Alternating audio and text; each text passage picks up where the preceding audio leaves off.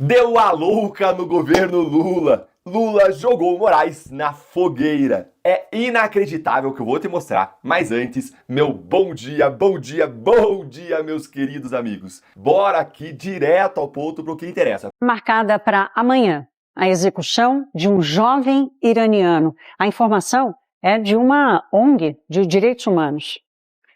O crime? Ter protestado contra o regime fundamentalista do Irã. As manifestações se espalham pelo país, desafiando o poder dos ayatollahs. Mais de 2.000 iranianos já morreram. A União Europeia cobra o fim da violência, denuncia crimes contra os direitos humanos e admite endurecer com sanções. Donald Trump pede que a população iraniana vá às ruas e diz que, aspas, ajuda está chegando. E o Brasil? O governo se manifestou com uma nota curta, com dias de atraso, lamentando as mortes e ressaltando, abro aspas, cabe apenas aos iranianos decidir de maneira soberana sobre o futuro de seu país. E que o Brasil insta todos os atores a se engajarem em diálogo pacífico, substantivo e construtivo, fecha aspas. Há diálogo possível diante de balas e execuções? No apagar das luzes da gestão Ricardo Lewandowski no Ministério da Justiça, a pasta encaminhou à Polícia Federal um pedido de investigação contra o senador Flávio Bolsonaro, apontado como um dos possíveis adversários do presidente Lula nas eleições de outubro. O pedido foi enviado pelo gabinete do ministro na quinta-feira, dia 8 de janeiro, e solicita que Flávio Bolsonaro seja investigado por um suposto crime contra a honra do presidente da República. De acordo com o documento, a suposta infração teria ocorrido em uma publicação nas redes sociais, em que Flávio tenta associar Lula ao ditador da Venezuela, Nicolás Maduro, que foi preso em uma operação conduzida pelos Estados Unidos. A solicitação da investigação partiu da deputada federal Dandara, do PT de Minas Gerais, que encaminhou o pedido inicialmente ao Ministério da Justiça. Na sequência, a pasta repassou o caso ao gabinete do diretor-geral da Polícia Federal, Andrei Rodrigues. Segundo o documento obtido pela coluna, o Ministério da Justiça enviou o pedido para apreciação da Polícia Federal e solicitou que, se necessário, os autos sejam devolvidos ao gabinete do ministro para acompanhamento do caso. A gente vai começar a ver, nos próximos dias, um movimento, me contaram ali os aliados do ex-presidente Jair Bolsonaro, que é de fazer pedidos para visitas com o Bolsonaro, agora condenado e preso, né? O que eles querem nessas conversas, nessas visitas, que a gente lembra sempre, precisam ser autorizadas pelo ministro Alexandre de Moraes. Conseguir conversar com o Bolsonaro sobre candidaturas de integrantes do PL ou de alianças do partido por conta das eleições de 2026. Um dos integrantes ali do partido que já quer fazer isso de cara é o deputado Fraga, né? Alberto Fraga, ele que já foi, inclusive, ali um dos líderes da bancada da bala na Câmara dos Deputados. Tem um desenho para ser feito em relação a Brasília. Isso envolve a candidatura ao Senado de Michele Bolsonaro. Tem ali outros integrantes, né, de olho nessa vaga ou nessas vagas do Senado Federal. Uma aliança que pode ser revista, isso depende muito do andar aí da carruagem sobre as questões do Banco Master de Ibanez Rocha, né, que tem ali a ligação. O governador do Distrito Federal tem a ligação com o BRB e isso acabou, de alguma forma, afetando essa candidatura. Então tem um desenho ali em Brasília que precisa ser feito, mas não é só Alberto Fraga que pretende fazer isso nos próximos dias, outros aliados também. É claro que a gente sempre reforça, a autorização precisa ser feita, precisa ser dada por Alexandre de Moraes, mas já tem esse entendimento que, mesmo preso, Jair Bolsonaro precisa bater o martelo sobre algumas coisas, dar direções para o partido sobre as eleições de 2026. A gente já contou aqui que o PL já via essa prisão de Bolsonaro como um entrave sobre as estratégias que o partido vai usar nesse ano de 2026, porque ele estava trabalhando ali como quem validava as candidaturas. E agora, com ele preso, essa é a estratégia de momento, né? No entendimento, inclusive, de que a domiciliar pode sair, eles não sabem o prazo, então já vão começar a fazer esses pedidos para o ministro do Supremo Tribunal Federal. Fazer teatro, usar peruca, o cacete A4, vocês podem ter certeza, a gente prende Bolsonaro, os maiores influencers da direita vão ficar quietos. Isso aconteceu. Os caras pensaram, não, vamos fazer desse jeito aqui que o negócio vai funcionar, que é uma beleza. Você pode ter certeza que ninguém vai gravar vídeo sobre o que a gente tá fazendo. Não, mas ninguém mesmo. Ninguém. Pode ficar tranquilo. Vai estar todo mundo com medo. Tá tudo certo até aqui. Aí, de repente, Flávio Bolsonaro fala, meu pai me escolheu para ser presidente. Você pega todos os políticos que tinham capital político anterior ao Bolsonaro, eles estão mais preocupados com Bolsonaro do que aqueles que foram eleitos por Bolsonaro. Magno Malta tinha capital político antes de Bolsonaro? Sim ou não? Pode responder. Tinha? Magno Malta tinha, pessoal? Tinha, não tinha? E ele tá onde agora? Preocupado com o Bolsonaro. O Tarcísio tinha capital político antes do Bolsonaro? Não. O que ele tá fazendo? Porra nenhuma. Falei o primeiro palavrão. Ou seja, todos os políticos, todos, que não tinham nada antes do Bolsonaro, nada, estão cagando o Bolsonaro. E os que não tinham, os que já tinham capital político anterior, estão olhando e falando assim, pô, é sacanagem que eu tô fazendo com o cara. A gente tem que tentar fazer alguma coisa aqui. Tem galera pulando carnaval, irmão. Fora de época. Eu tô falando sério. E eu gosto da pessoa. Mas aqui a minha função é noticiar. Eu preciso dizer pra vocês que o candidato a governador do Rio Grande do Sul, que é uma pessoa que eu admiro, tá pulando carnaval, irmão. E o Magno Malta de muleta tá lá na frente da superintendência. Os políticos não... Eu não tô falando isso aqui pra ficar arrumando briga com todo mundo, como o pessoal fala. O Ala arruma briga com todo mundo. Não, não é isso. Eu não quero mal do Nicolas, eu não quero mal do... Não dele, do Rio Grande do Sul, tá? Zuco. O Zuco. Luciano Zuco. Eu não quero mal desse pessoal, pelo amor de Deus. Eu só tô dizendo o seguinte, vocês não entenderam nada de política. Porque se vocês estão achando que o povo é burro, que o povo vai ver vocês pulando carnaval, curtindo férias, e o Magno Malta de muletas na frente da superintendência, se vocês acham que o povo vai olhar pra isso aí e vai falar, ih, cara, esse cara aqui é complicado, hein?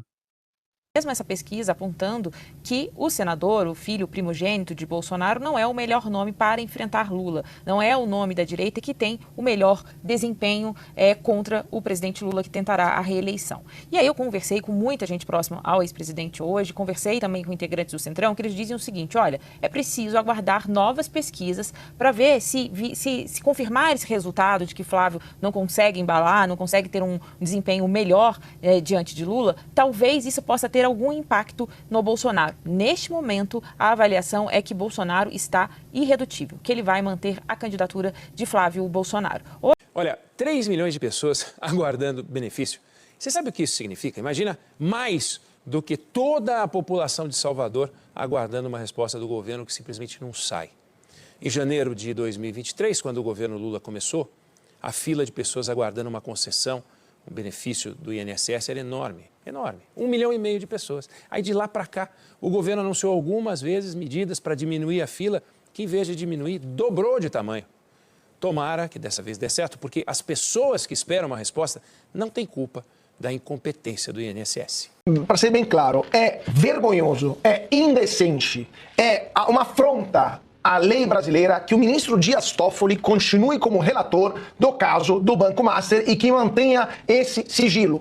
A REAG era um fundo de bandidos, era um bando de criminais, tanto que hoje sequer existe mais. Eles tiveram tanto medo que se descobrisse o que eles fizeram, né, que pegaram a REAG, mudaram de nome, dividiram várias contas e venderam para sumir com a REAG. A REAG foi o alvo da operação, um dos alvos da operação Carbono Oculto. Fundos da REAG receberam dinheiro do PCC e a mesma REAG, ou melhor, fundos da REAG, não exatamente os mesmos, mas fundos administrados pela mesma gestora, colocaram dinheiro em um resort de parentes do ministro que agora está investigando o Banco Master, que era o gestor disso tudo, e a gente acha isso normal. É desconfortável, é constrangedor, é. O ministro soube que tinha sido sorteado o relator quando desembarca para assistir o jogo. Augusto de Arruda Botelho, que é o advogado, né, de um dos casos, um dos diretores do Master, inclusive do diretor de compliance, não é exatamente o responsável pelo recurso que levou o caso inteiro ao Supremo, né? Foi a equipe de Daniel Vorcaro, né, que tem 5 advogados, nenhum deles estava no voo, quem impede e faz com que Toffoli tome a decisão. Agora, à medida que você for olhando as carteiras de investimento, quem foi que investiu, aí a coisa vai ficando de novo mais constrangedora. Não é nada relacionado ao ministro diretamente, é um banco que tinha uma carteira considerável de clientes, vão aparecendo aí outros nomes, né? Era um banco que oferecia uma rentabilidade muito acima da média, tem que ver se a família do Toffoli saiu, digamos, com prejuízo, me parece que não. Agora, de fato, vai se criando um ambiente de constrangimento que mantém o Supremo num corner dessa história que está só começando, está muito longe do fim. Pois é, meus amigos, nada como um dia após do outro, não é mesmo? E o que a gente está vendo na República é fogo no parquinho. Exatamente. O ministro Alexandre de Moraes já sabe que foi traído por Lula e ele sentiu o cheiro do Palácio do Planalto nisso tudo aí. E com razão. Por quê? Porque para ser retirada a Magnitsky dele e de algumas outras tarifas contra o Brasil, Lula simplesmente entregou a cabeça do ministro Alexandre de Moraes de bandeja para Donald Trump, que tinha dito a ele, ou você resolve o caso do cara, ou resolvo eu. E Lula prometeu a Trump que resolveria. Coincidentemente, o ministro começou a ser fritado pela Rede Globo e pela velha mídia. Todo mundo sabe do escândalo dos 129 milhões de reais do contrato da esposa dele com o Banco Master e também da pressão que ele fez para cima do Galípolo, presidente do Banco Central. Só que quem foi que entregou o que estava dentro do celular do Vorcaro, justamente o contrato da esposa dele para a Rede Globo? A Polícia Federal. A Polícia Federal é controlada por quem? Bom, está dividida. Uma parte controlada pelo próprio ministro e a outra parte pelo governo Lula. E provavelmente foi essa segunda parte que entregou para a Malu Gaspar algumas informações do celular do Vorcaro. Mas isso não é tudo. Eu estou fazendo esse preâmbulo para você ver que isso não começou agora. A treta de agora é justamente o ministro que abriu uma investigação para apurar se a Receita Federal e o COAF estavam por trás desses vazamentos de dados de ministros da Suprema Corte. Não apenas dele, mas também do Dias Toffoli e, dizem, de todos os outros ministros. E mais uma vez, quem controla o COAF, quem controla a Receita Federal? Os petistas. E é por isso que o ministro, que não é otário, já sabe que Lula está por trás disso tudo e que Lula está querendo derrubar ele. Então, meu querido, eu tô simplesmente torcendo pela briga. Eu quero mais que essa república se exploda. A Receita Federal e o COAF serão investigados pelo STF. Isso mesmo. Alexandre de Moraes abriu investigação e órgãos sob supervisão do Ministério da Fazenda terão de mostrar quem acessou informações fiscais de ministros do STF e de seus parentes e quando isso foi feito. Gente, nós teremos agora a Receita Federal sendo investigada. É isso mesmo que vai acontecer. Agora, isso me fez lembrar de uma denúncia que nós fizemos lá em 2019, quando dissemos: esse precedente que Alexandre de Moraes está criando é perigosíssimo e não parará aqui. Em 2019, essa foi uma matéria que eu denunciei esse caso, que dizia: ministro do STF suspende investigação da Receita contra autoridades. Aqui, em 2019, olha só, agosto de 2019, eu disse: Alexandre de Moraes está criando um precedente perigosíssimo a blindar autoridades. E disso daqui decorreu a exoneração de funcionários de carreira da Receita Federal. E para quem não sabe, o inquérito das fake news, o famoso inquérito do fim do mundo que está aberto até hoje, e é o motivo que o STF usa para levar tudo para o STF, foi instaurado, primeiramente, a blindar ministros do STF. A origem do inquérito das fake news era blindar ministros do STF. Era investigar pessoas que criticavam e, em tese, atentavam contra a honra do STF e de ministros. Vejam o que virou esse inquérito das fake news. Virou tudo para tudo. Agora, o Alexandre de Moraes criou um novo inquérito para chamar de seu como inquérito das fake news. Vejam o perigo. O inquérito das fake news está desde 2019 sendo utilizado para tudo. Prender gente, busca e apreensão contra parlamentar, contra um monte de gente. Agora, novo inquérito, o STF terá para fazer as mesmas coisas. E lá em 2019, nós alertamos do risco. Agora parece que vamos viver tudo de novo. Esse pesadelo parece não ter fim. Flávio levou a Bolsonaro carta de apoio de Eduardo e ouviu do pai que sua candidatura já deu certo. Aí tava ali, né? Segundo pessoas próximas da família, né? Bolsonaro, pai e filho estavam emocionados.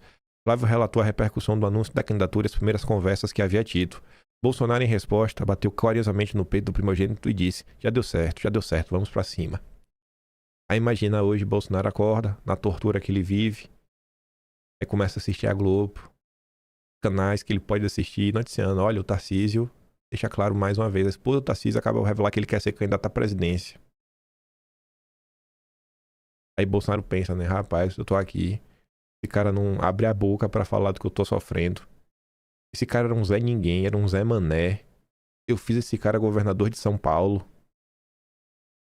E ele só pensa nele, né? Bem capaz do jeito pensar, né, rapaz? Miserável aí. Só tem lealdade ao André Esteves do BTG. Por que Bolsonaro divulgou carta confirmando Flávio antes da cirurgia? Aliados de Flávio avaliam que Bolsonaro foi precavido ao divulgar a carta. Segundo interlocutores de Flávio, Bolsonaro decidiu publicar a carta na qual confirma apoio ao senador como pré-candidato ao considerar os riscos do procedimento cirúrgico. Apesar da correção de hérnia ingual bilateral ser considerada de baixo risco, Bolsonaro avalia aliados do senador, né, temeu que ocorresse o pior e que não tivesse a oportunidade de dar bênção a Flávio. E qual o pagamento que Tarcísio dá? O silêncio. Aí, ontem tivemos uma pesquisa. Ideia ligada a exame ligado ao BTG, e a ideia barra meio, né? O meio é o canal do Pedro Doria, que tem como sócio Armínio Fraga. Aí na pesquisa do meio, o Flávio Bolsonaro, assim, tava pior que o Tarcísio. Muito atrás, muito atrás. Só que o curioso é o seguinte, Paraná Pesquisas é um instituto que, você goste ou não, se mostra bem preciso ao longo das últimas eleições. A Paraná Pesquisa tende normalmente a acertar. A Paraná Pesquisas, dia 26, tinha feito uma nova pesquisa, né?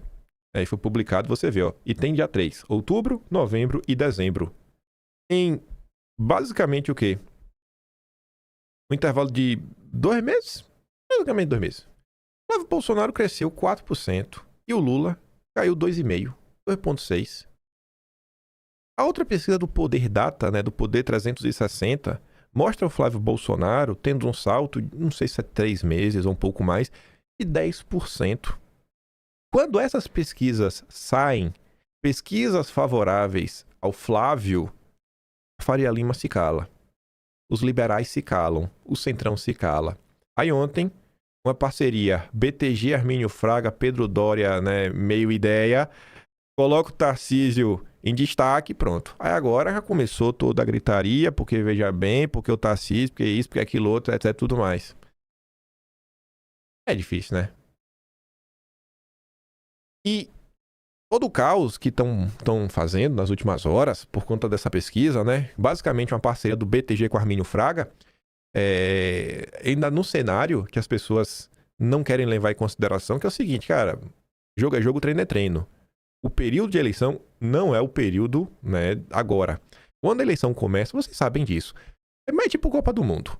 Você tá nem aí pra nada, começou a Copa do Mundo, você vai acabar assistindo nem que seja um jogo, vai acabar sabendo de alguma coisa da Copa do Mundo. Política, na hora que começar realmente ali dos 2 meses antes, quando começar realmente a campanha, que todo mundo começar a falar de política no Brasil, todo mundo vai virar especialista, aí os holofotes vão estar mirados pro Lula. Aí o pessoal realmente vai estar mais aberto para ouvir, vai começar a se questionar. E aí, o que foi o legado, né, do Lula 3? Imposto e redução do poder de compra. Agora, que nem chegou no período de eleição, você vê, ó, Paraná Pesquisas, 50,9% desaprovam o governo Lula. E a desaprovação do Lula, nas mais diversas pesquisas, elas todas mostram o mesmo dado. A desaprovação de Lula está a aumentar, dia após dia. Não tem fato novo. Quando sai a pesquisa da Paraná, aí eu falo, eu não botei nenhum print da de ontem. Eu até me recuso a falar daquela bosta. Flávio Bolsonaro cresce e já ameaça Lula no embate direto, aponta nova pesquisa. O levantamento do Paraná mostra que o senador reduziu desvantagem para o petista no primeiro turno e alcançou empate técnico no segundo. Ai, mas o bolsonarismo não está acabado, né? Eles disseram. Pois bem. Dólar abre em alta após Bolsonaro confirmar apoio a Flávio nas eleições de 26. Faz algum sentido isso, gente? O dólar terminou o ano em baixa. Bolsonaro segue apontando o Flávio como candidato. E o dólar fechou o ano em baixa. Vocês conseguem entender esse processo que a gente fala quase diariamente? E a imprensa não informa, a imprensa manipula, principalmente a imprensa econômica. A imprensa econômica deste país não informa. É tudo mentira, é tudo teatro. Qual a lógica do dólar num país subir porque o Bolsonaro indicou o Flávio? Então, se subiu, tinha que continuar alto, né? Ele só iria cair se Bolsonaro desistisse. Mas não, o ano fechou com o dólar em queda. São absurdos. São as coisas que vão sendo plantadas sempre pelos liberais, sempre pela Faria Lima, para tentar sequestrar a candidatura da direita e emplacar o Tarcísio, que é o candidato do André Esteves.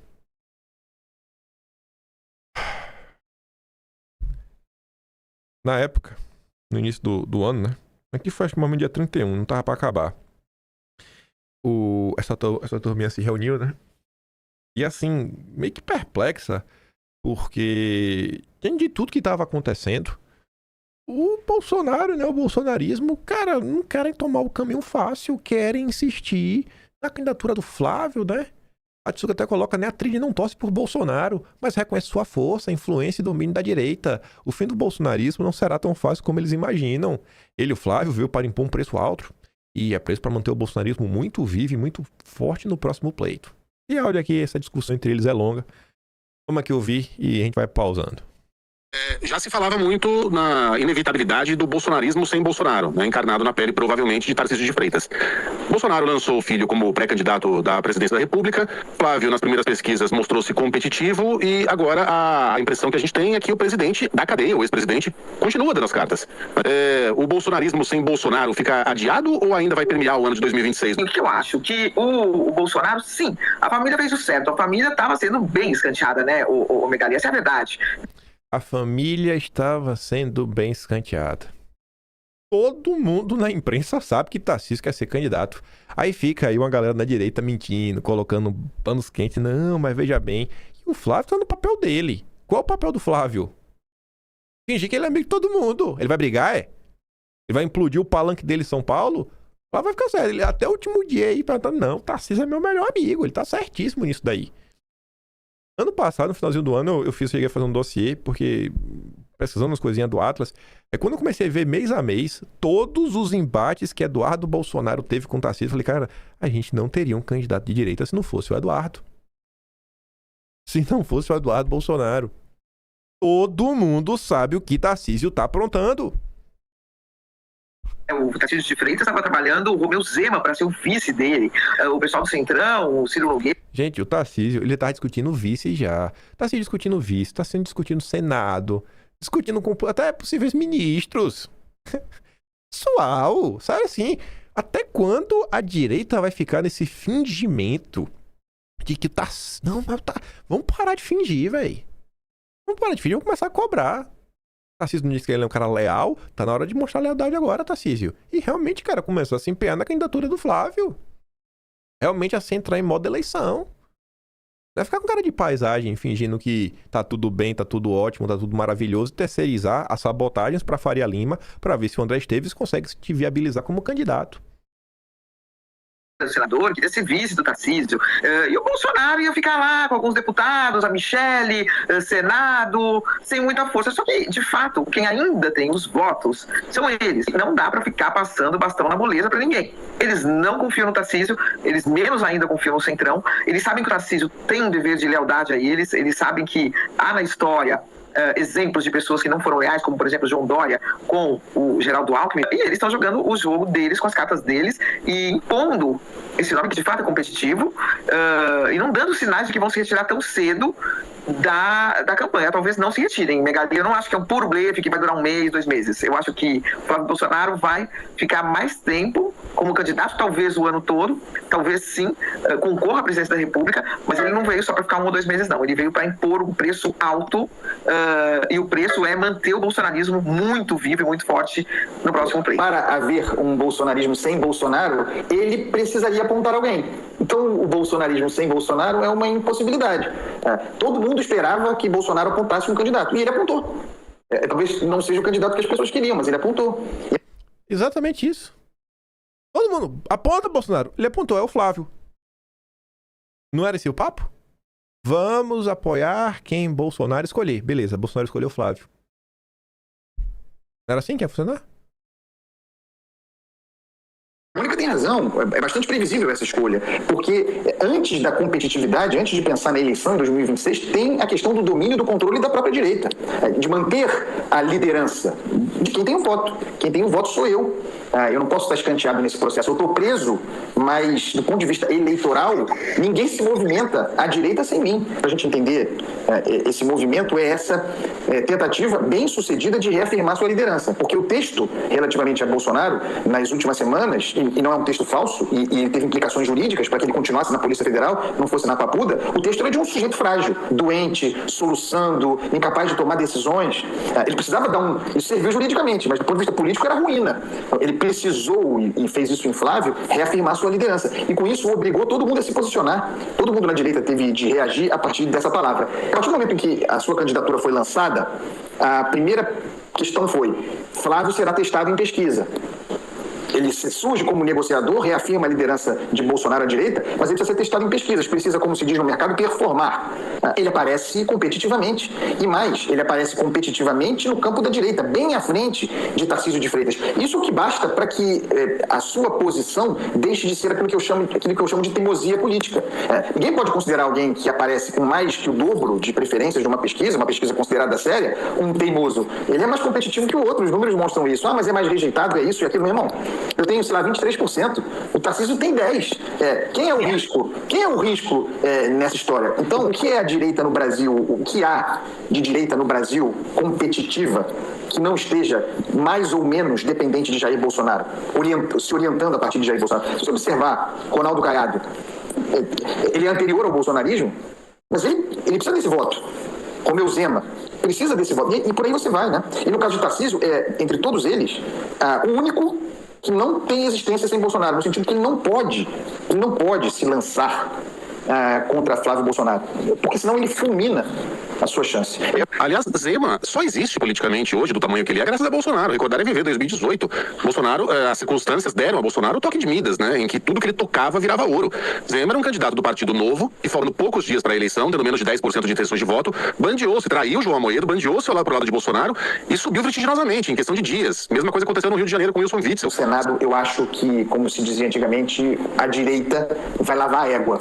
E vai confirmar as projeções que são as apostas da família Bolsonaro. Vai ter uma grande vitória. Está sendo muito bem costurado isso em todos os estados. Eu percebo um cuidado muito grande. O bolsonarismo é muito desorganizado. Mas quando eles identificam um objetivo estratégico, e a maioria no Senado é um objetivo estratégico para fazer pressão sobre o Supremo, quando isso é identificado, eles cumprem bem. Eu acho que eles vão entregar uma votação extraordinária para senador, vão ganhar bem no Senado. Eu acho que o Lula, o PT e os partidos ali que estão em torno dele vão tentar fazer alianças para barrar um pouco esse bolsonarismo. Elas ainda não estão tão definidas. Eu acho que não vai ter tanto candidato ao Senado da esquerda, mas o PT vai abrir mão de muitas candidaturas em todos os estados para tentar apoiar candidatos ao Senado que possam barrar essa ascensão aí, para que ela não se confirme, né, as suspeitas de que a direita vai ter uma grande vitória. Pois é. Eu tô aqui procurando qual foi o mês. Isso em 2023. Porque ele falou do Zema, né? Ele falou, cara, o Zema não existiria se não fosse Bolsonaro. Pois é. Qual foi o mês do CPEC 2023? Deixa eu ver aqui. Vou botar no Google. Zema deixa palco. Agosto de 2023. Não. Setembro. Setembro de 2023. Por que eu não tô achando aqui? Pera aí. Ah, achei. Achei não. Pera aí. Acho que achei. Pronto. Por aqui. Vamos cá. Vamos voltando. Pronto. Novo, velho, partido novo. Zema cobra União da Direita, interrompe fala, né? Após protesto de mulher que foi demitida por não querer tomar a picadinha.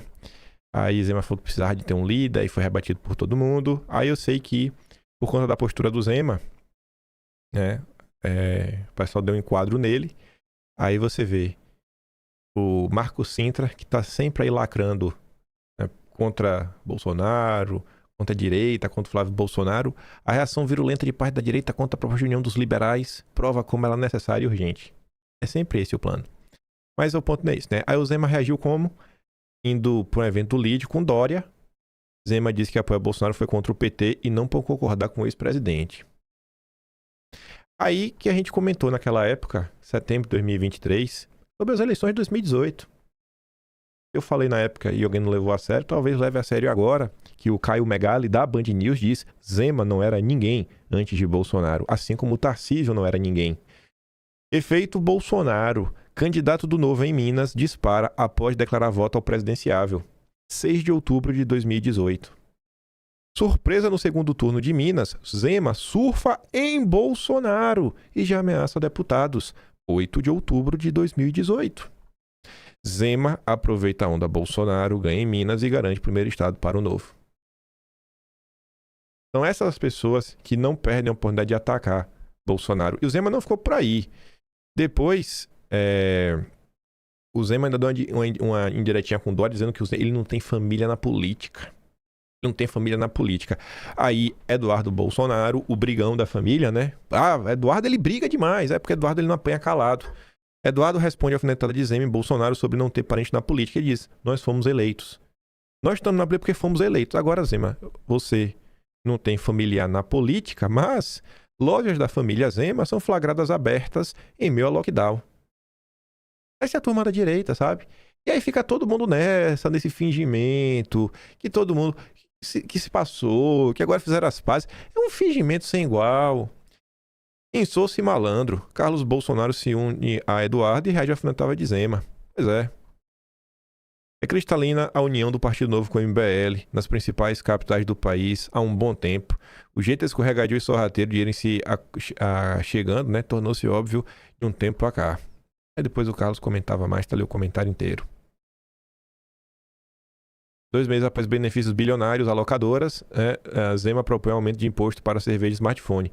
E tiveram várias coisas para locadoras, né? A principal é a Localiza, o Salim Matar é doador do Partido Novo, né? Como um todo. Então, essa é as pessoas da união da direita, que assim como o Tarcísio, fazem questão de cuspir no prato de quem os elegeu. Essa é a união da direita. E se eu não defendo o errado, sou eu. Aí o tempo vai passando. A postura errática de Tarcísio está sendo notada por todos. Ciro Nogueira descarta Tarcísio na presidência e PP concentra a aposta em Flávio. Eu vejo como já descartada a candidatura do Tarcísio, disse o Ciro Nogueira, ao avaliar também como irreversível a candidatura do Flávio.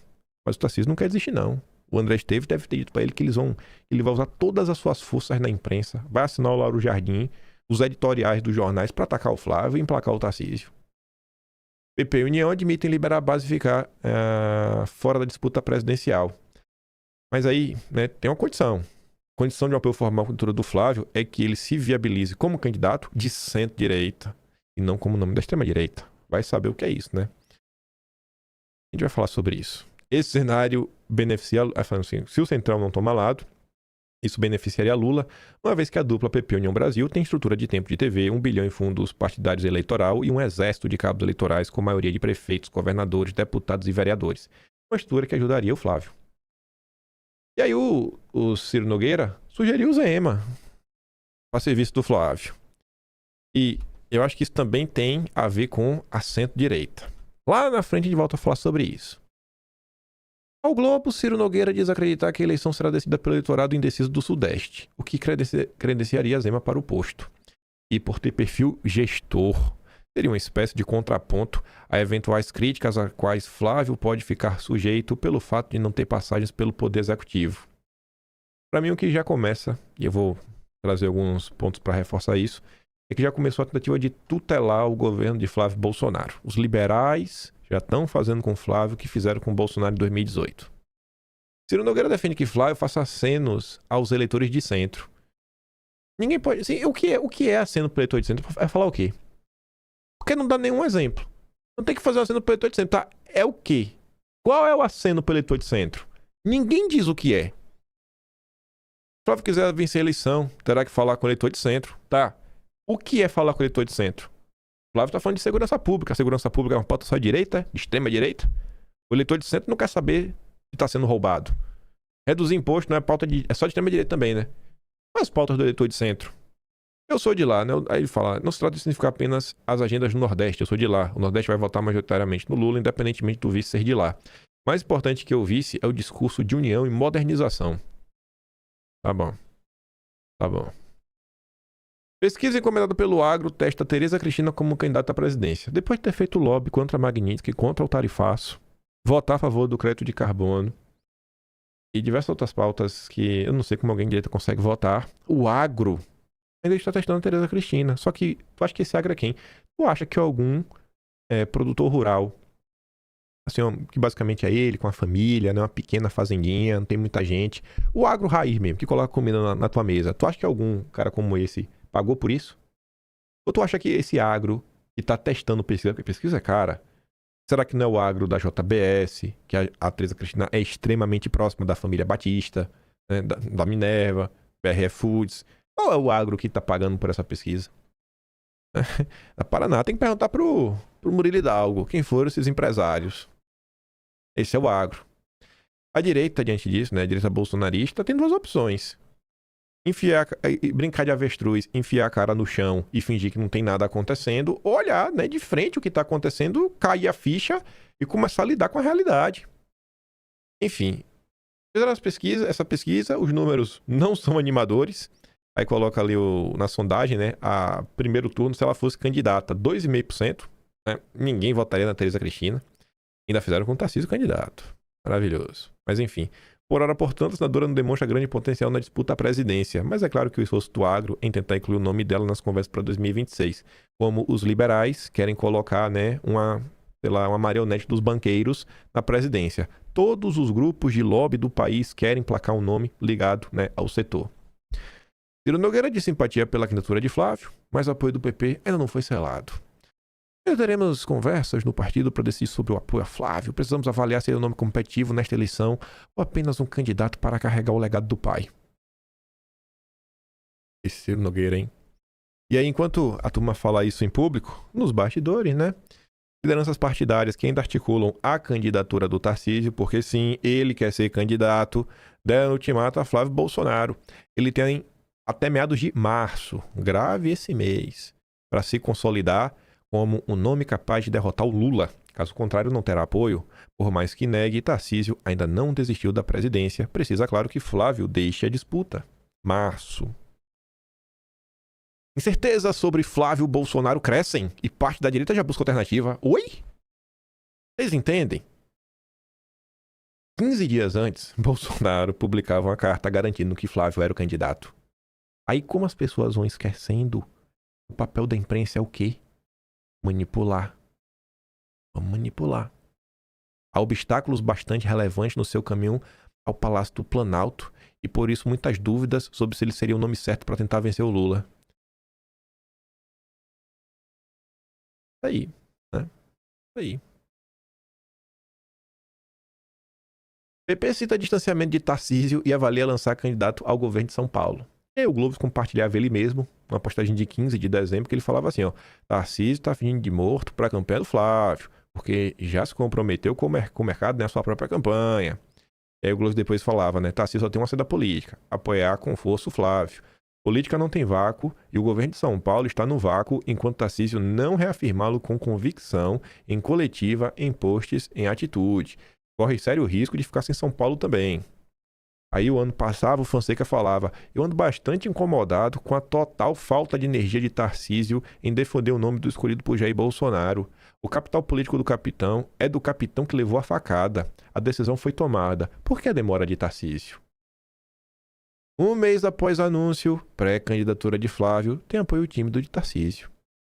O governador de São Paulo não citou filho de ex-presidente em redes sociais, nem articulou encontros na Faria Lima, mas projeta ajudar no que for preciso, afirmam aliados.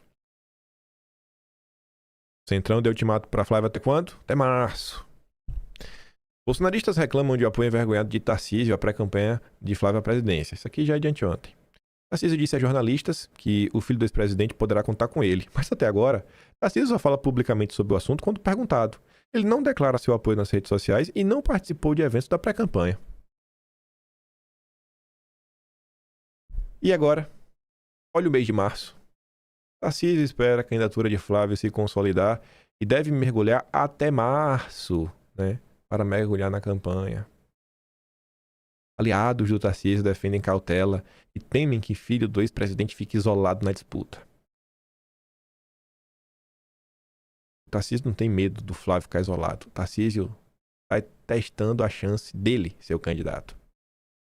Aí o Globo comenta de novo, né? Até março, o Tarcísio já será visto como novo Dória. Isso não é desejo, é constatação. A viabilidade política se constrói do começo, né? Embarca pagando um preço alto. Tarcísio e Roberto Campos Neto. Em Miami, de férias, Tarcísio de Freitas deve se reunir com Roberto Campos Neto entre quarta e quinta. Campos Neto sempre foi um dos mais entusiasmados cabos eleitorais de uma candidatura de Tarcísio à presidência. Aí tá ali a atualização. A assessoria de Tarcísio entrou em contato para afirmar que, embora nos Estados Unidos o governador e o ex-presidente do BC estão em cidades diferentes e não vão se encontrar. Aí tu vê que maravilhoso.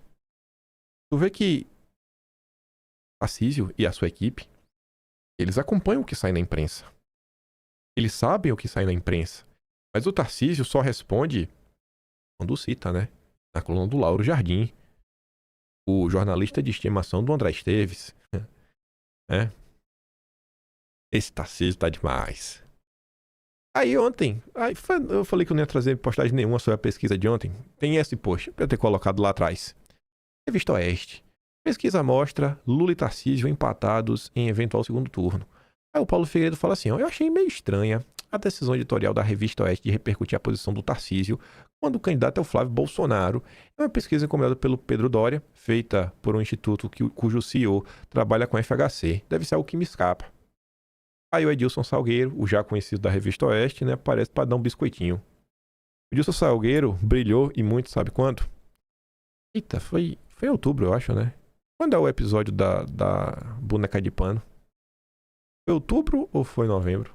Foi novembro, né? Emília Boneca de Pano, acho que foi novembro. Olha aqui. Foi novembro. Foi novembro. Então tem que fazer assim, ó. Cadê? Pô, tô em dezembro.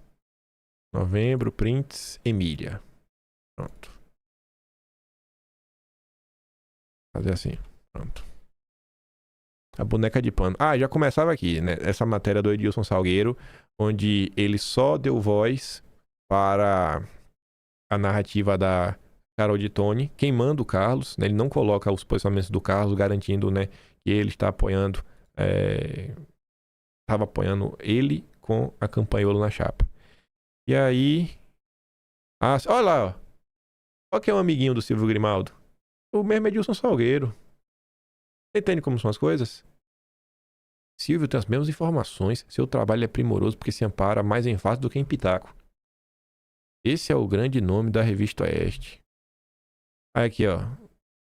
Fazendo aquela mesma postura da Andresa Matais. Querendo falar que a opinião da Vanessa não vale porque ela é paga. Porque ela é assessora. Aí você vê, ó. O cara faz a notícia. Não coloca o lado do Carlos Bolsonaro. Ele manipula de propósito.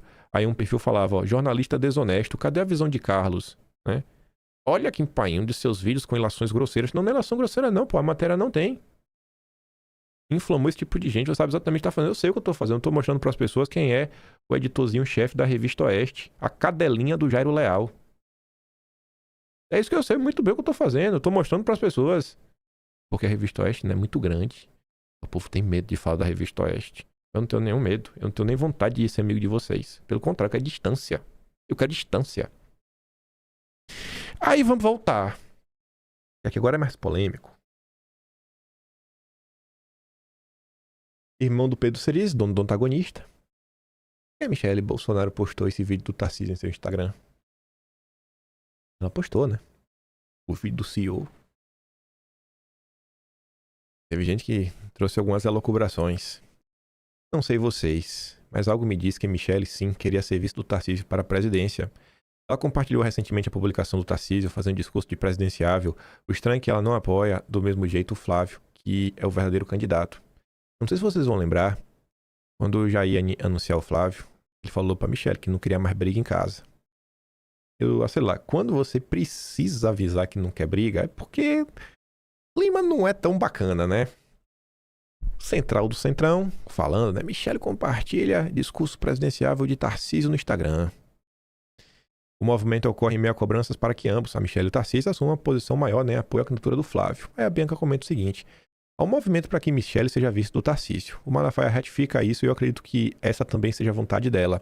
Mas eu continuarei sendo o Flávio, pois ele continua sendo a melhor opção para mim. Tarcísio submergiu de uma forma que não tá legal. Aí eu quero trazer umas noticinhas a mais, né? Bolsonaro cancela a entrevista ao Metrópolis após pressão contra de Michele e advogados, que foi 2 dias antes da carta. As pessoas não leem a imprensa, mas eu leio a imprensa todos os dias. Isso aqui tá no Atlas de dezembro.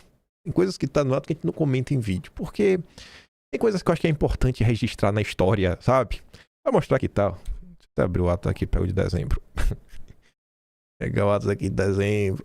Oi, oi, oi. Só pra mostrar pra vocês. É melhor, a gente evita a fadiga em vídeo. Tem algumas coisas que eu, assim, sabe, a direita é muita gritaria. Acho que tá aqui, ó. Vamos lá, vamos procurar. Flávio lança a candidatura. Aqui é da carta de apoio e tudo mais. As primeiras entrevistas do Flávio, tá? Os primeiros apoios. Acho que tá aqui no O Choro dos Aliados. Será que tá aqui dentro desse? É, tá aqui dentro, ó. Tá aqui. Aí antes era até uma escolha ligada a ações. Aí tem notícia que vem na sequência. Isso aí já tá escrito já, na verdade. A Gabriela até... Eu nem revisei, mas já tá escrito. Eu não esperava que a Michelle Bolsonaro fosse compartilhar esse vídeo, né? Então, assim, quando ocorrem esses episódios, eu sinto que as pessoas, elas abrem um pouco o coração para possibilidades, né, de talvez ter segundas intenções, né, em algumas coisas. Mas, enfim, como mostrou a coluna em 19 de dezembro, a entrevista seria a primeira de Bolsonaro desde a prisão e vinha sendo definida pelo Flávio. Eu esperava uma declaração pública de apoio de Bolsonaro à sua candidatura em 26. A possibilidade, porém, acentuou divergências na família e entre aliados. Já pensou Bolsonaro falando com Paulo Capelli, meu candidato é o Flávio? Talvez Bolsonaro não só fez a carta porque estava pensando no pior. Michelle Bolsonaro, apesar de manifestar apoio público ao enteado, é contrária à candidatura de Flávio. E avalia que uma declaração explícita de Bolsonaro tornaria o movimento irreversível. Aí teve a carta. E tá compartilhando o vídeo, né? Assessor de Michelle compartilha críticas à pré-candidatura de Flávio nas redes sociais. Assessor de Michelle compartilhou publicações sobre rejeição de Flávio Bolsonaro. Postagens incluem vídeos de Silas Malafaia e menções à pesquisa Genial Quest. O coronel André Costa disse que o conteúdo passou despercebido. Aí o Vinícius comentava: no assessor eu entendo que seja função remunerado. Se não aceita a decisão de Jair e do partido que ele emprega, pede demissão e pronto. Caso contrário, seja demitido, fim de papo. Eu não sei se vocês sabem, mas a Michelle tem 2 irmãos na política. Um trabalha no PL e outro trabalhava com Tarcísio. O Diego Torres trabalhava com Tarcísio e o Eduardo Torres trabalhava no PL. Se vocês pesquisarem na internet, vocês acham muitas informações, mas eu vou dividir a direita só com o que eu mostrei aqui hoje. Quem quiser mais comentários aí sobre isso, vocês vão atrás. E talvez se vocês até voltarem atrás naquela treta que aconteceu em Fortaleza e a necessidade dos 3 irmãos entrarem em campo pelo André Fernandes, talvez vocês agora, que podem estar um pouco mais calmos, né? A figura do Ciro Gomes mexe muito com o coração direito, porque é uma figura da esquerda, mas talvez agora, vocês voltando um pouquinho para trás, talvez vocês olhem para aquela confusão e falem: pô, talvez não foi sobre defender a direita, né? Mas foi uma certa guerra pelo poder.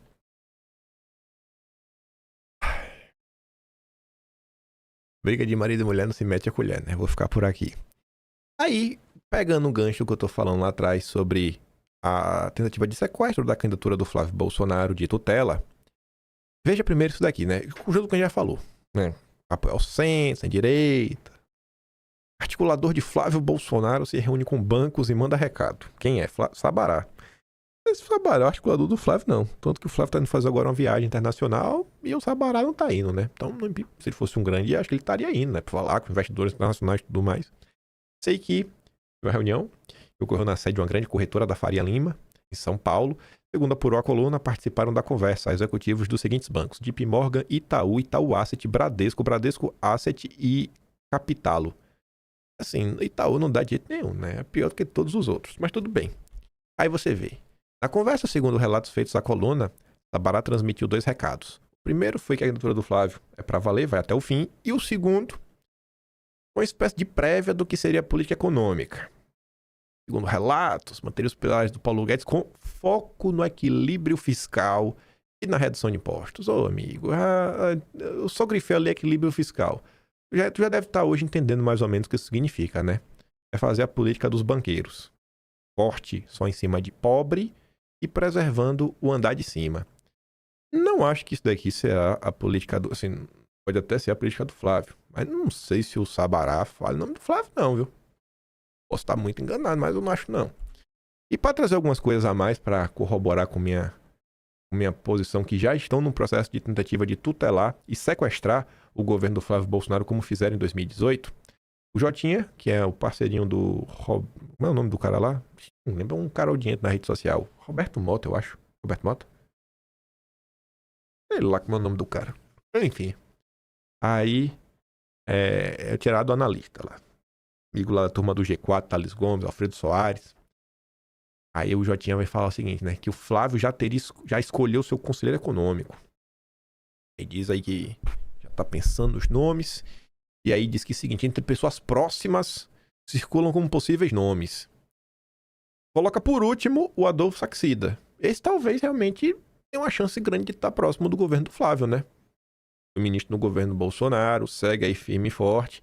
Até agora, né, ingressou na defesa de Bolsonaro. Também um gordo que ele é formado em Direito. Defende as vítimas do 8 de janeiro. Esse compra briga. E os outros dois? Que os liberais já estão vendendo, ó. Mansueto. Saiu do governo. Ele tava no Tesouro. Hoje é sócio e economista-chefe do BTG. Ave Maria. Tem grande trânsito político. Tu já imaginou?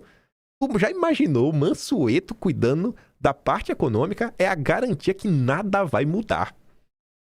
É a garantia que o governo já foi sequestrado. Aí o Montesano. Também, pelo amor de Deus. Figura que passou pelo governo Bolsonaro e não devia nunca mais voltar.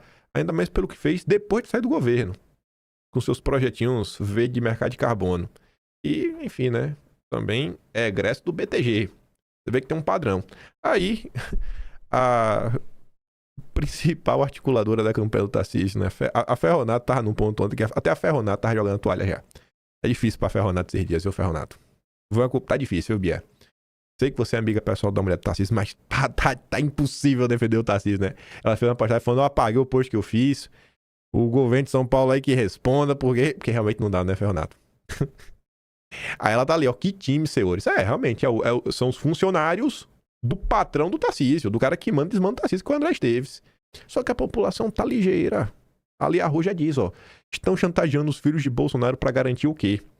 Coisas criminosas que não sejam descobertas ou para que os esquemas não sejam desfeitos?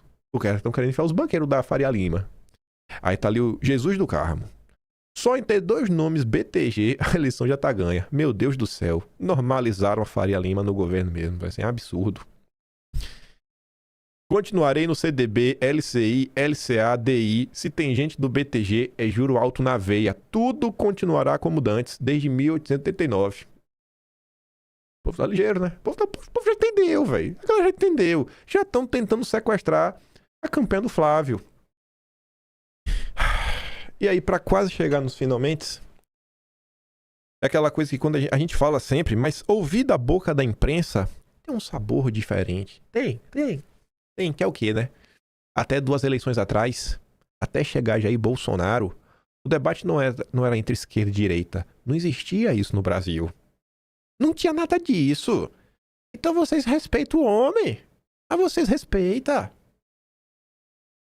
Existe espaço para uma candidatura de centro, mas não para ganhar. Claro. Para marcar posição. Para marcar posição, e assim, é importante porque o de centro-direita é maior também do que o de centro-esquerda. Então, se você junta os 2 polos, a direita acaba tendo uma proporção maior no eleitorado. Agora, outras pesquisas já trouxeram também, né, que reconhecem claramente que Lula é o líder da esquerda, reconhecem claramente que Bolsonaro é o líder da direita, mas ainda assim tem gente que enxerga o contrário, né, que acha que um ou outro caminha pelo lado de lá. Então, gente, como a gente tratou aqui no começo, né, o quadro eleitoral está muito distante de ter alguma definição. O eleitor brasileiro, ele também está tentando se reconhecer nessa figura nova, sou de direita ou sou de esquerda. Não existia esse contraponto, né, Pedro? Até 2 eleições atrás, até chegar Jair Bolsonaro, o debate não era entre direita e esquerda. Não existia isso no Brasil, né? E hoje não, hoje é uma coisa declarada. Então, também tem aí um processo de aprendizado, de reconhecimento do eleitor, afinal de contas, qual é a política pública que ele apoia, que tipo de Estado ele espera que atenda às suas necessidades, enfim, por isso, gente, muita calma nessa hora, porque tem muita coisa ainda para acontecer até outubro. Pedro, obrigada, até já. Obrigado, Bolsonaro. Obrigado, Jair, por dividir esse país entre esquerda e direita, sabe?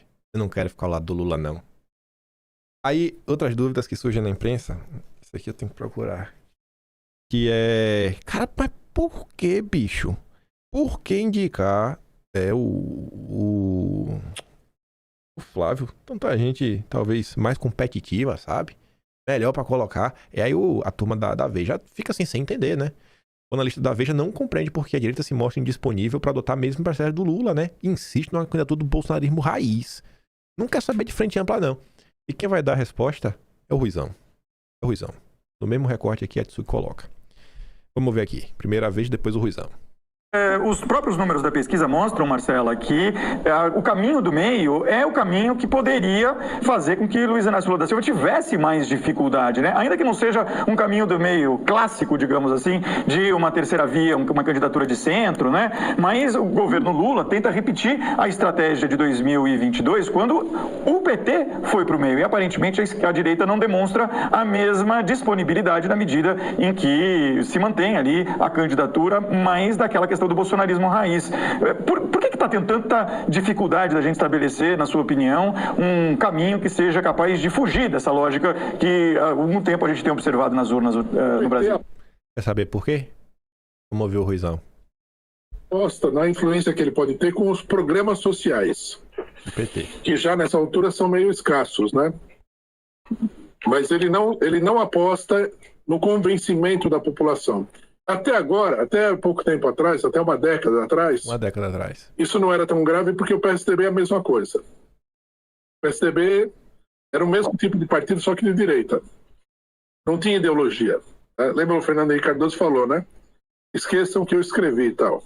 Que é uma coisa tipicamente oportunista. Só que o bolsonarismo não é assim. O bolsonarismo é ideologicamente motivado. E a gente não deve confundir a direita tradicional com a extrema-direita, porque quem dá as cartas, do ponto de vista ideológico, é a extrema-direita. Por isso, ela tem um certo horror à política oportunista dos partidos de esquerda e de, vamos dizer assim, de centro, de direita tradicional. O sistema, vamos dizer assim, um horror ao sistema, vamos dizer assim. É um horror ao sistema, mas é um horror também ao político malandro, você entendeu? Que fala uma coisa, faz outra... Isso. Enrola o povo e tal. Isso. E segundo, eles são contra o sistema, nós também somos contra o sistema. E uma parcela da esquerda acha que nós vivemos num dos melhores sistemas possíveis. Pode ficar pior? Sempre pode ficar pior. Mas bom não é. Ruizão, vamos pular de cá, Ruizão. E mais uma, para fechar, acho que essa fecha, para não restar dúvidas de que Bolsonaro mudou esse país. Líder de Lula faz alerta sobre as eleições de 2026. Quem? Randolfo Rodrigues. Randolfo pede que a esquerda, o campo progressista, ele não chama de esquerda, né? É incrível isso. Campo progressista. Não se preocupe apenas com a eleição de Lula, mas olhe também para a disputa no Senado. Isso porque, como o próprio Bolsonaro deixou claro, a Casa Legislativa será uma das prioridades da direita no pleito. Aí para falar da direita, mas a esquerda é campo progressista. Na verdade tem duas coisinhas, lembrei. Uma é essa. Cássio chega à presidência do TSE em 2026 com influência e ministros aliados. Vai ser Cássio e Mendonça. E a imprensa já precificou que vai ser diferente. Cássio tem afirmado internamente que deseja que sua presidência seja de mínima intervenção. Não vai ter censura adoidado como foi em 2022. Ele deve ser o oposto de Alexandre de Moraes. E, aí sim para encerrar, Mário Sabino tinha escrito na virada do ano do martírio de Bolsonaro. O ano da eleição presidencial começa com a seguinte fotografia. Estamos apenas no segundo dia de 26. Bolsonaro de volta à cela improvisada na PF, sem direito à prisão domiciliar, apesar de ter passado por cirurgias delicadas. Como imagem adicional, tem o seu ex-assessor Felipe Martins colocado em prisão preventiva porque teria feito uma pesquisa no LinkedIn em desobediência à ordem de nossa rede social. A defesa do rapaz nega. E a defesa do Felipe Martins mostrou o log do LinkedIn mostrando que ele só acessou pela última vez em 2024. Ele não usou a rede social. Ambas as decisões são naturalmente de Dom Pedro III, que as emitiu de Dubai. O contraste não poderia ser mais proveitoso aos bolsonaristas, né?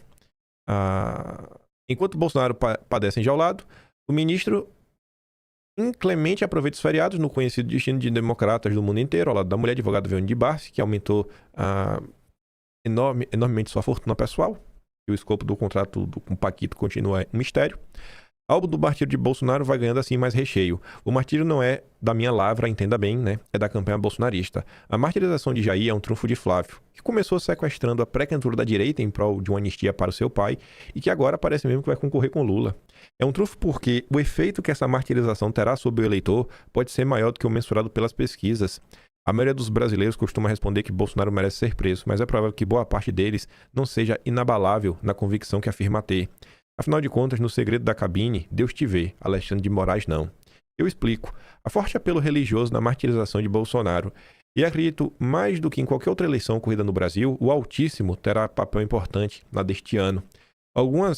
Fora algumas ovelhas desgarradas, os evangélicos deverão continuar fechados com o bolsonarismo. A novidade relativa, porém, é o trabalho que vem sendo feito pela direita junto aos católicos, em geral, mais propensos a votar no PT. Os padres de esquerda que rezam a surrada teologia da libertação, como Júlio Lancelotti, o preferido dos jornalistas que foi sancionado pelo arcebispo de São Paulo, vem perdendo espaço dentro da Igreja Católica e não é de hoje. Já as vertentes à direita, com os seus jovens padres midiáticos e organizadas em associações ultraconservadoras, compreenderam bem as aspirações e o medo desse público. Eles intensificaram seu trabalho de catequese nos últimos anos, tomando espaços das pastorais esquerdistas. Talvez o resultado desse esforço seja colhido em outubro, com uma maior adesão de católicos aos candidatos da direita, o suficiente para fazer diferença no cômputo geral. O exemplo mais evidente da operação ideológica é o filme sobre a trajetória de Bolsonaro intitulado Dark Horse, a ser lançado no início da campanha oficial. Ele será estrelado por Jim Caviezel, que interpretou, veja só, Jesus na Paixão de Cristo do Mel Gibson. O filme, do qual se lançou recentemente um teaser, conta com forte apoio promocional ao Brasil Paralelo, cada vez mais alinhada com o conservadorismo católico. Em todos os segmentos da sociedade, a disputa eleitoral passa pela guerra cultural e religiosa. A direita parece levar vantagem nesse aspecto, não apenas pela verdade de sua fé. Ela pode vender um Marte, enquanto a esquerda se associa ao carrasco. Bem-vindo a 2026. E quando eu vi isso daqui, eu fiquei refletindo bastante na época, é o seguinte, né? Gente, filmes moldam o imaginário. O que as pessoas acreditam sobre o exército dos Estados Unidos, na maior parte do tempo, é porque elas viram uma coisa em filme. É sempre assim, sabe? A gente viu no filme, né? Se viu no filme é real. A quantidade de informações que a gente tem porque nós vimos em filme e achamos que é real. E esse filme nada mais é do que um filme, inclusive, real, né? Realmente da história do que aconteceu com o Bolsonaro. Inclusive vai contar sobre a facada. Então, eu só esperava que Tarcísio, Michele, Malafaia, Centrão, né, pessoas que já tiveram algum cargo no governo Bolsonaro, eu só esperava que essas pessoas tivessem o mínimo de consideração. Porque a oportunidade que Bolsonaro está nos dando de ter dias melhores no país, e não é só derrotar o PT, é de realmente causar uma transformação nesse país, sabe? Uma transformação nesse país. Até quem não gosta de Bolsonaro, eu acho que concordaria com a frase que esse cara sangrou para fazer com que a agenda dele avançasse. Não vou nem falar assim que é para melhorar, piorar, não. Porque a pessoa que em questão fala que realmente esse cara doou do próprio sangue para as coisas estarem acontecendo. Por bem ou por mal, esse cara realmente se doou fisicamente. O que mais falta pro Tarcísio ser uma pessoa minimamente decente? E abraçar a candidatura do Flávio? Que compromissos são esses com o André Esteves, com a Faria Lima? E o Tarcísio fica aí nesse papinho o tempo inteiro. Eu vou mandar os vídeos que eu dei pra ele no Telegram. Você pode assistir de novo. Se gosta do meu trabalhinho, quiser ajudar um pouco mais, passar no meu canal. Tem um botão de valeu, tem um Patreon na descrição. E, obviamente, tem a dossiê de novo pra falar algumas coisas do Banco Master da imprensa. Talvez, não garanto. Talvez seja só um vídeo normal que a gente também vai falar disso daí. Mas me ocorreu uma coisa hoje que eu vou dar um bizu. Vamos ver o que é que vai ser. Vejo vocês amanhã. Aquele grande beijo e abraço. Tamo juntos. Valeu, meus amigos. Fui!